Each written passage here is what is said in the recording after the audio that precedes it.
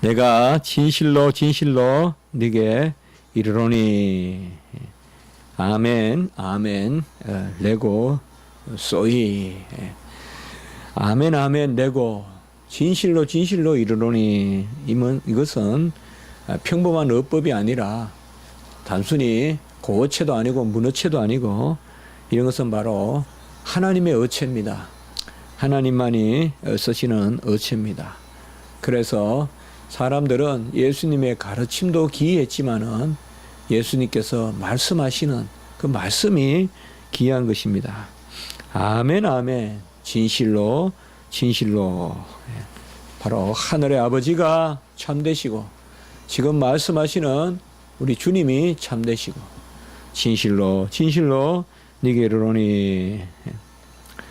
지난 주간에 우리는 베드로의 고백을 통하여서 하나님이 묻고 또 고백을 받으심으로 몰라서 물으시거나 그런 것이 아니라 주님이 물으시거나 명령하실 때는 이미 그 속에 은혜가 있다. 그물을 오른편으로 던져라. 깊은 곳으로 던져라. 나를 따르라. 십자가를 지라. 이런 명령들은 단순히 임페라티브 어떤 명령형이 아니라 하나님의 인디카티브 하나님의 은혜의 서술이다. 바로 하나님께서 은혜를 가지고 계시기 때문에 너는 내가 택한 백성이다. 나의 사역자다. 그러니 나를 따르라. 그곳에는 고기가 많으니 이미 그러하니 그물을 던져라. 항상 주님의 명령에는 이러한 약속이 있고 주님께서 우리에게 물으실 때도 하나님이 몰라서 묻겠습니까? 이미 그 질문 자체가 우리를 감동시키고 감화시키는 그러한 약속이 있다. 인류 구원의 의를 우리 주님께서는 다 이루셨습니다. 그러니까 요한복음 19장 30절에 다 이루었다는 말씀, 오직 요한복음에 나오는 이 말씀을 우리가 잘 기억해야 되고 이제 주님께서는 다 이루신 이 의를 어떻게 세상에 하나님의 백성들에게 적용시키느냐, 곧 그 의를 어떻게 그들의 것으로 삼아주느냐, 그들의 것이 아닌데 어떻게 그들의 것으로 여겨주시느냐, 전가해 주시느냐, 이것이 바로 주의 일꾼들의 목양이죠. 우리가 땅끝까지 말씀을 전하고 또한 주의 일을 교회 안에서 감당하는 것은 무슨 목회자가 의가 있거나 교회가 의가 있거나 한 것이 아닙니다. 무슨 기도의 의가 있거나 공로가 있거나 그게 아닙니다. 바로 주님께서 다 이루셨기 때문에 지금 내 양을 치라, 내 양을 먹이라 라고 이렇게 말씀했습니다. 주님의 양이라 이 말이죠. 주님의 양이 뭘까요? 주님의 의로 거듭나는 백성이다. 주님 안에서 구원받았다. 창세전에 주님의 의로 주님의 공로로 그러니 내 양이지, 누구나 그냥 훔치다가 울타리 안에 집어넣어 놓으면 그게 내 양이 아니죠. 어찌 목회자의 양입니까? 성도가 주님의 양이죠. 목회자에게 무슨 의가 있고 공로가 있다고 목회자의 양입니까? 그런 말은 우리가 쓰더라도 그렇게 쓰더라도 그것은 고백하는 마음으로 주님이 맡겨주셨다는 마음으로 섬긴다는 마음으로 내 양이라고 표현해 볼 수는 있겠지만은 정말 내가 무슨 얼마나 눈물을 흘리고 얼마나 내가 땀을 흘려서 섬겼던 양들인데 그런 생각을 해서는 안 됩니다. 주님이 기르시고 주님께서 피를 흘리시고 의를 이루셨어. 그래서 내 양을 먹이고 내 백성을 치고, 주의 일이 항상 죽음의 고난을 요구하는 것은 아닙니다. 주의 일 한다고 항상 순교하고 그러한 자리까지 가는 것은 아닙니다. 그러나 일상이 다 순교죠. 사실상 우리가 새벽에 나오는 것도 순교고, 주를 위하여 근심하는 것도 순교고, 꼭 죽어야 순교입니까? 근심이라는 게 쌓이면 죽음이 당겨질 수도 있고 그렇지 않겠습니까? 사람이 피곤하면 또 그것으로 말미암아 수명이 단축될 수도 있고 그것도 순교죠. 급작스럽게 단번에 칼로 베야 순교가 아니라, 꼭 감옥에서 죽어야 순교가 아니라 주를 위해 꾸준히 평생 빠지지 않고 주의 일을 숨기고 그런 게 순교하는 자세죠. 네. 그렇지 않겠어요? 건강 따지고 무슨 편안하고 그게 건강에 좋다 웰빙이다 그러면서 편안하게 그렇게 쉬는 것이 아니라 주를 위하여 온갖 진력을 다하고 그게 순교가 아니겠습니까?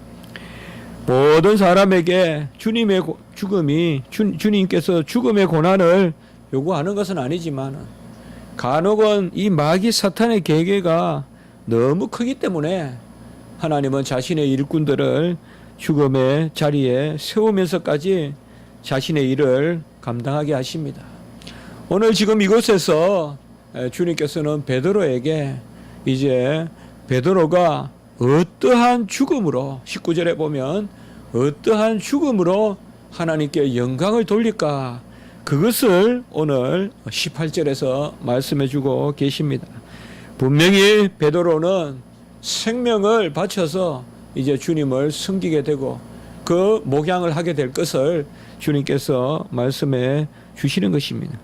로마 캐톨릭은 이러한 베드로가 주님께 생명을 바치는 이런 것을 배우기보다는 베드로의 건세를 이야기하고 자꾸 그렇게 이야기하기 때문에 사람의 계급이 되어버리는 것입니다. 젊어 고생하고 노년에 누리는 것이 우리 인생이라고 생각합니다. 젊어서는 사서라도 고생을 하고 그리고 노년에 말년의 인생은 좀 평안해야지 되지 않겠느냐. 그러나 오늘 말씀해 보면 전혀 이 거꾸로 말씀합니다.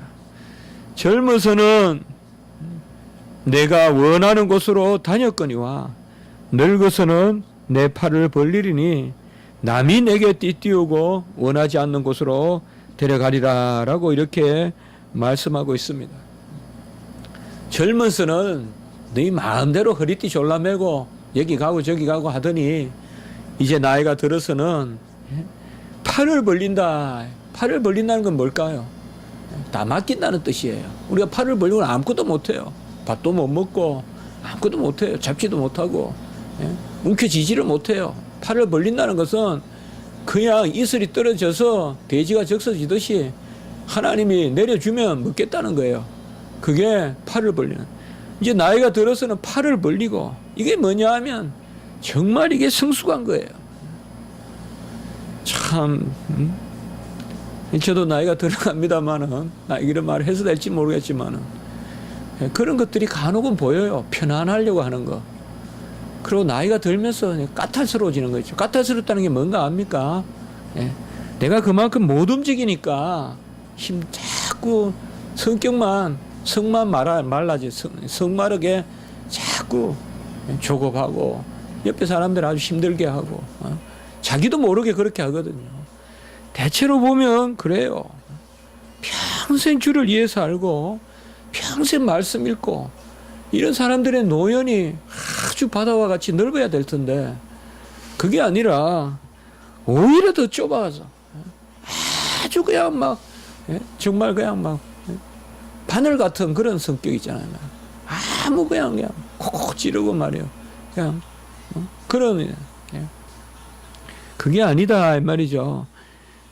우리는 사실 나이가 들수록 이 손을 벌리라는 말은 이제 베드로는 팔을 벌리라는 말은 주님께 의지하라는 말도 되고 그다음 내 이성을 꺾으라는 말도 되고요. 이 말은 정말 중요해요.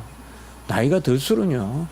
자꾸 내가 무슨 말하면 옆에서 도와주기도 하고 내 수하에 그러한 사람들도 있고 이러다 보니까 내가 부리고 소위 그런 도와주는 사람도 있고 하다 보니까 자꾸 보면 이성적이 돼요. 내가 뭘 자꾸 계획해서 하면 되는 것 같고 그게 아니라는 거예요 사실상. 그래서 어떻게 보면 나이가 들어서 사람이 없어야 돼요. 어떻게 보면 나이가 들어서 외로워야 돼요. 그래야 하나님 의지해요. 나이가 많아서 있죠.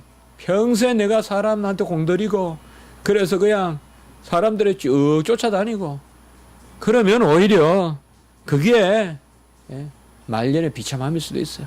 하나님을 의지하지 않고 계속 이제 사람들 찾고 바로 베드로는 팔을 벌린다 이 말이죠. 팔을 벌린다. 하나님 앞에. 그리고 이제는 주님의 띠를 띈다 이 말이에요. 남이라는 말은 주님입니다. 주님이 내게 띠 띄우고 원하지 않는 곳으로 데려가리라. 물론 이 남이 다른 사람일 수도 있지만 주님의 뜻이에요.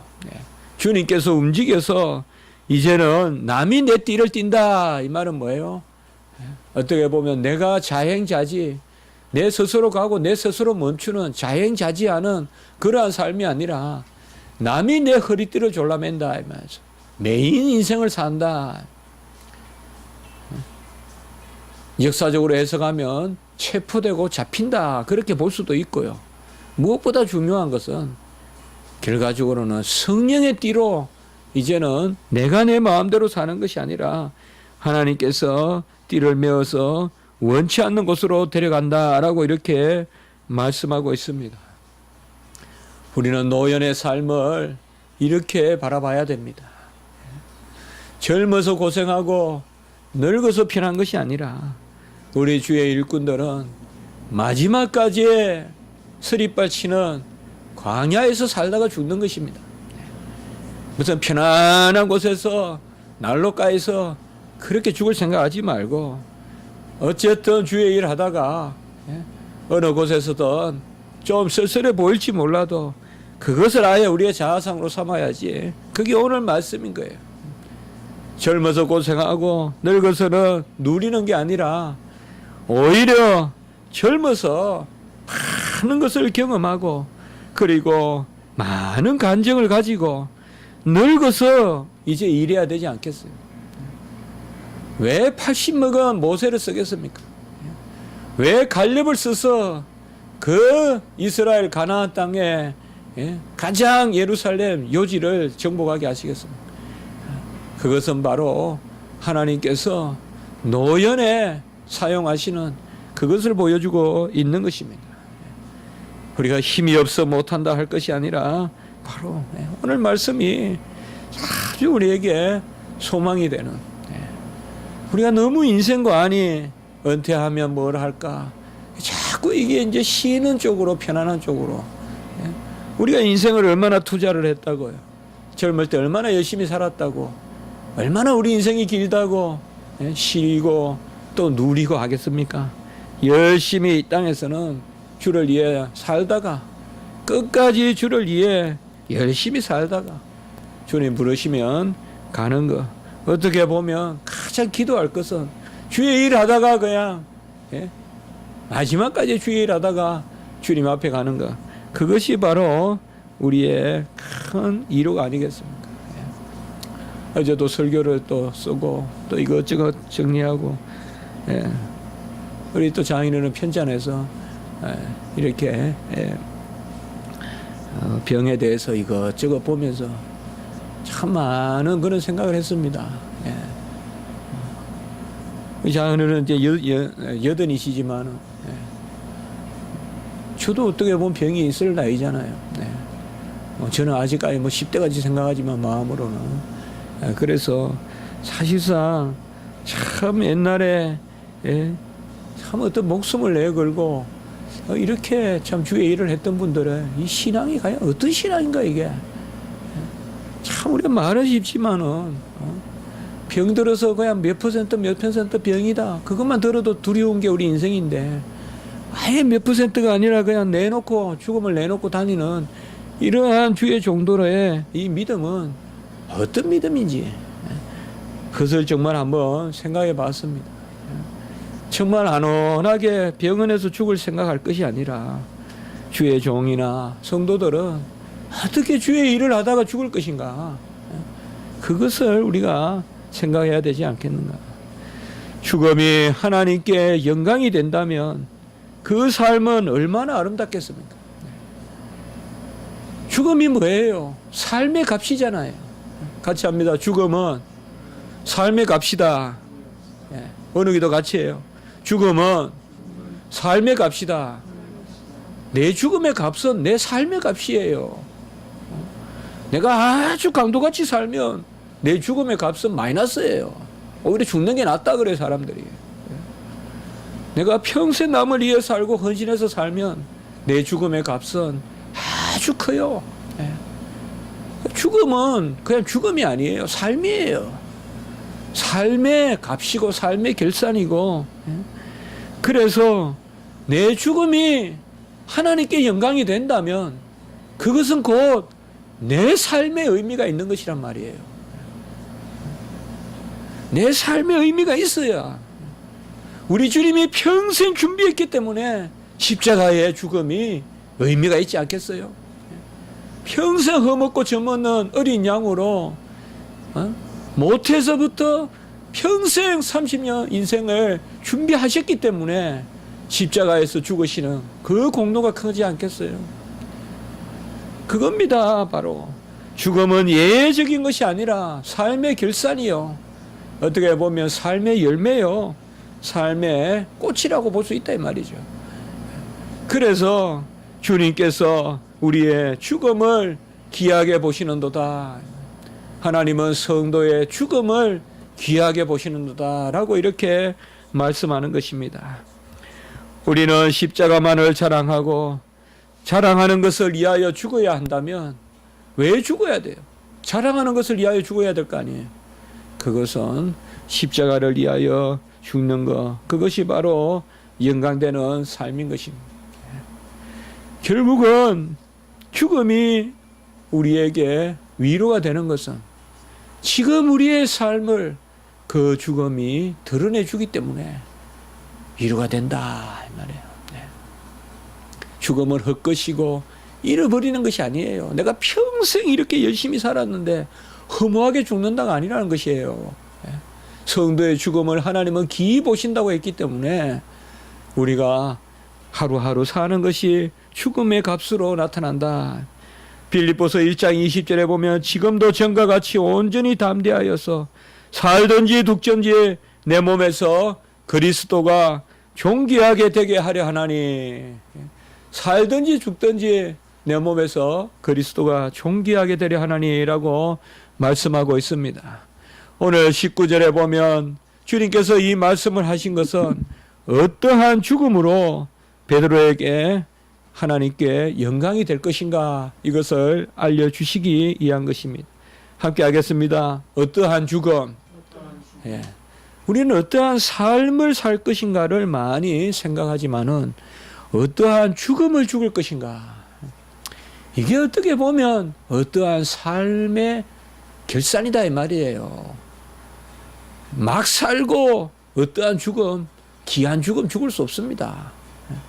대충 살고 가장 귀한 죽음, 그런 것은 없습니다. 하루하루 준비된 삶을 살아야 귀한 죽음을 죽지 않겠어요? 김훈의 칼의 노래에 전에도 제가 말씀을 드렸는데, 한국에 와서 제일 처음에 제가 읽었던 책인데, 거기에 보니까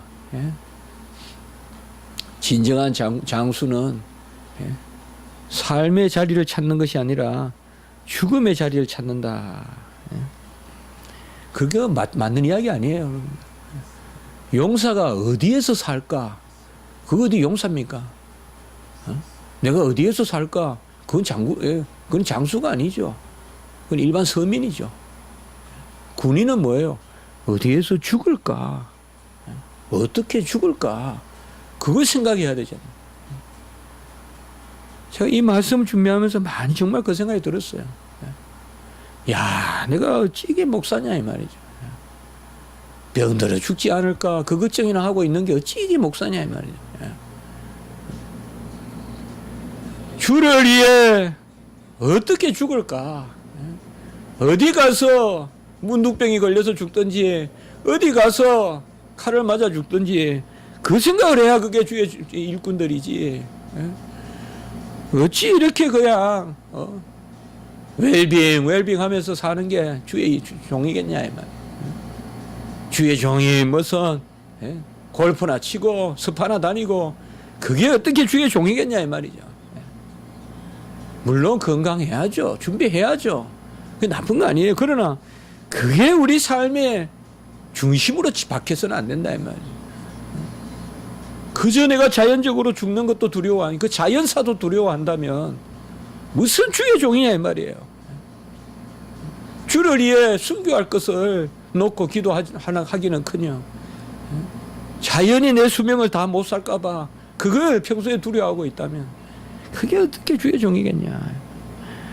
우리는 어떻게 살 것인가를 생각하는 것, 그건 일반 사람들의 생각이요. 주의 백성들은 어떠한 죽음을 죽을 것인가 오늘 이거예요. 이때까지 네가 띠뛰고 다닐 젊을 때는 어떻게 살 것만 네가 생각했지만은 부인도 하고 그리 마옵소서 하고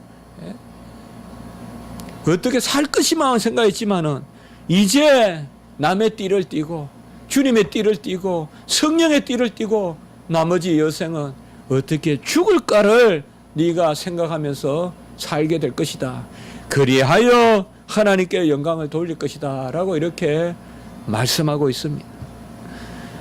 요한복음은 우리가 계속 보았듯이 바로 신학적 복음서라고도 알려져 있지만 사람의 이야기가 많이 나온다고 했죠. 우리가 계속해요. 3장에는 니고데모, 4장에는 사마리아 여인, 계속 이렇게 사람들의 이야기가 연이어서 나오잖아요. 5장에는 또 우리가 베데스다 계속 나오잖아요. 사람 이야기. 이제 마지막에 사람 이야기가 이 베드로잖아요. 사람에게 나사로에게도 또 한 장을 하려 하고 또 나중에 실로암. 사람들이 상당히 중요해요. 우리 요한복음을 주일 새벽마다 보면서 참 이게 요한복음의 참 묘미구나. 사람을 사랑하시는 거 아니에요. 하나님이 세상이란 말은 어떤 세상 물체를 사랑하는 세상에 사람을 사랑한다는 것이죠. 이 베드로를 사랑하시는 하나님, 어떠한 죽음을 죽을 것인가. 우리가 죽을 곳은 십자가밖에 없습니다. 주님은 이 말씀을 하시고 나를 따르라 라고 이렇게 말씀합니다. 주님은 일찍이 베드로를 따르라, 베드로에게 나를 따르라 라고 했어요. 이제 네가 사람을 낚는 어부가 되게 하리라. 또 여기에 나를 따르라. 이게 바로 성도의 견인입니다. 하나님이 한번 나를 따르라 한 사람은 끝까지 데려갑니다. 사역도 끝까지 시킵니다. 아무리 피해 다녀도 노연애라도 시킵니다. 이게 은혜인 줄 믿으시기 바랍니다. 하나님의 일 끝까지 시킨다는 게 은혜입니다. 개죽음하지 않고 주의 영광을 위하여 죽게 하시는 거, 이게 은혜지. 이거보다 더 큰 은혜가 어디 있겠어요. 그래서 또다시 나를 따르라 라고 이렇게 이야기하고 있습니다. 같이 합시다. 아콜루테이, 아콜루테이 모이, 너에게 말하노니 나에게 따르라. 나를 따르라. 오늘 처음에는 바로 진실로 내게 이르노니, 소이 내게 이르노니, 오늘 여기 마지막에는 모이 나를 따르라. 헬라 언어에 보니까 이렇게 마치 리듬과 같이 돼 있어요. 제가 보기에. 너에게 말하니 나를 따르라. 다 역격을 써서 너에게 말하니 나를 따르라. 아콜루테이 모이 나를 따르라. 우리가 두려움을 내려놓고 모든 것을 맡기고 주님을 따르는 삶을 살았으면 좋겠습니다. 세 가지만 같이 한번 해보겠습니다. 같이 합니다. 첫째, 주님 자신을 따른다. 우리는 주님의 소유가 아니라 주님 자신을 따라야 됩니다. 항상 제가 말씀드리지만 소유의 신앙은 신앙이 아닙니다. 이거는 기복입니다. 표적을 구하는 것입니다. 대적하는 것입니다.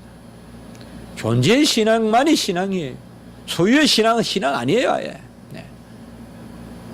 표적을 구하는 사람이 사도 바울을 끝까지 죽이려고 쫓아다녔어요. 우리 주님을 가장 괴롭힌 것도 표적을 구하는 사람들이에요. 주님 자신을 따르라. 두 번째 같이 합니다. 주님의 말씀을 따른다. 주님께서 행하신 명령을 따르고 주님의 말씀을 따르고 부족해요. 연약해요. 몰라요. 우리는 미련해요. 그래도 주님께서 말씀 주시면 이거 나에게 주시는 말씀인 줄 알고 붙들고 정말 백지장같이 날마다 아무것도 없지만 쓰러진 자루만 또 못하지만 주님께서 또 말씀 주시면 다시금 에스겔 골짜기에 마른 뼈가 일어나듯이 일어나서 주를 위해 사는데 말씀을 따르지 않으면 안 된다. 말씀을 따르라. 세 번째 같이 합시다. 십자가를 따른다. 바로 십자가가 방식입니다. 어떻게 죽을 것인가? 오늘 바로 죽음, 어떠한 죽음을 이야기했다면 우리는 명쾌한 답을 가지고 있습니다. 어떠한 죽음은 바로 십자가의 죽음입니다. 우리가 십자가를 따르는 것이 바로 어떠한 죽음을 죽을 것인가. 주님 자신을 따르고 주님 말씀을 따르고 십자가를 따르는 것, 그것이 바로 우리의 삶이에요. 오늘부터 우리의 삶도 이미 그러했다면 너무나 감사하고 은혜롭지만 이제는 우리의 띠가 아니라 주님의 허리띠로, 내가 내 허리띠 묶고 내가 가고 싶은 데 가고 쉬고 싶은 데 쉬는 것이 아니라 주님의 허리띠에 매여서 어떠한 죽음을 죽을 것인지 확 소망이 몰려오잖아요. 그러면 살 생각을 하니까 소망이 없는 거예요. 죽을 생각을 하면 소망이 생기는 거예요. 어떠한 죽음을 죽을 것인가 생각하면 이 삶이 소망이 있는 거예요. 죽음을 생각해야 삶이 소망이 있는 거예요. 우리의 삶이 정말 준비해서 하나님께 드려지는, 끝내는 주님 앞에 올려지는, 그 주님 앞에 우리의 생명조차 드려지는 그 삶의 가치, 그것을 오늘 우리에게 말씀해 주고 있습니다. 바로 우리가 오늘 말씀을 통하여서 주님께서 우리를 부르시고 주님이 우리를 띠떠 주십시오. 요셉의 길을 사모하고 다니엘의 길을 사모하고 그건 다 구약 이야기. 우리는 이거보다 더 큰 길을 사모해야 돼요. 그게 바로 십자가의 길입니다. 요셉같이 되고 싶어 하지 마십시오. 다니엘같이 되고 싶어 하지 마십시오. 훨씬 더 큰 우리의 길이 있습니다. 그건 바로 십자가의 길이에요. 십자가를 지는 길입니다. 그 길 가운데서 주님께 다 맡기고 나아가는 그러한 은혜가 있기를 주님의 이름으로 축복합니다. 한번 기도드리겠습니다. 거룩하고 자비로우신 하나님 아버지, 베드로에게 들려주신 말씀으로 우리에게 말씀해 주시니 감사합니다. 우리가 나이가 들어가면 젊을 때 고생의 값으로 열매로 좀 더 쉬자, 좀 더 누리자라고 생각했는데 오늘 말씀을 통하여서 오히려 노년에 갈수록 팔을 벌려 여호와를 의지하고 내 생각, 내 평생 쌓은 것으로 누리는 것이 아니라 아무것도 아니라고 팔을 벌리고 주님께서 이끄시는 띠로 그리하여 죽음의 방식, 어떠한 죽음을 죽을 것인지 그것을 말씀해 주시니 감사합니다. 하나님 아버지시여, 우리도 베드로와 같이 도마와 같이 아버지 사도 바울과 같이 어떻게 죽을 것인지 우리가 생각하는, 그리하여 이 삶의 소망을 갖는 그런 성도의 삶을 살게 해 주시옵소서. 이 땅에 있는 동안에는 건강하게 붙들어 주시고 우리 모든 성도님들, 우리 부모님들, 우리 자녀들 주님의 은혜 가운데 인쳐 주시고 오늘 특별히 예배 가운데 은혜를 베풀어 주시옵소서.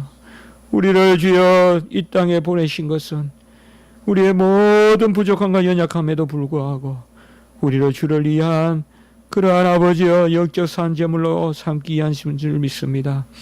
우리를 친히 이끄시고 소명에서조차 견인하셔서 우리에게 마땅히 할 일을 주신 주님께서 끝까지 이르게 도와주시옵소서. 감사합니다. 모든 것을 주님께 의지하옵고 오늘 한날 우리 주일학교 또 청년부 주님의 은혜 가운데 인도하여 주시고 예배마다 하나님 앞에 우리가 정성을 드리게 하시고 주님의 음성을 사모하는 시간이 되게 해 주시옵소서. 구주 예수 그리스도 이름으로 감사하며 기도드리옵나이다. 아멘.